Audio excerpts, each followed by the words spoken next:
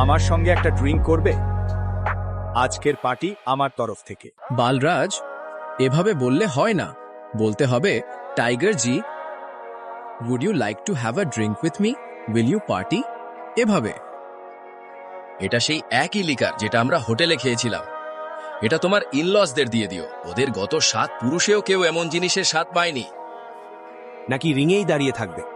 কিছুক্ষণ পরে গাড়িটা আনান্নার বাড়ির সামনে এসে থামল।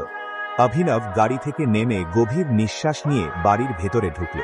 মিজি, নমস্তে বাবাজি, আপনাদের দুজনের জন্য এটা এনেছি। এটা তো দারুণ, এটা খুবই দামি ম্যান। ও প্লিজ, আমার তো মনে হয় ও কোথাও থেকে এই বোতলগুলো চুরি করে এনেছে। তুমি কি সত্যিই মনে করো ওর মতো একজন মানুষ এত দামি অ্যালকোহল কিনতে পারে?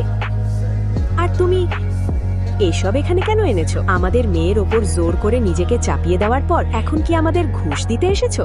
তাও আবার চুরি করা লিকার দিয়ে? সরি, কিন্তু আমি কারো ওপর জোর করিনি, আর কিছু চুরিও করিনি। ও সত্যি? তাহলে কি কোনো ভূত আমার মেয়ের সঙ্গে শুয়েছিল? এসব করছো শুধু আমার ছেলের সম্পত্তি দখল করার জন্য। হারল আর বাড়ির ভিতরের দিকে এগিয়ে গেল। অনেক রাত হয়ে গিয়েছিল, আর সে জানত এই সময় নিজের বাড়িতে যাওয়া সম্ভব নয়। সে ভাবল অনন্যার ঘরেই গিয়ে ঘুমাবে। কি?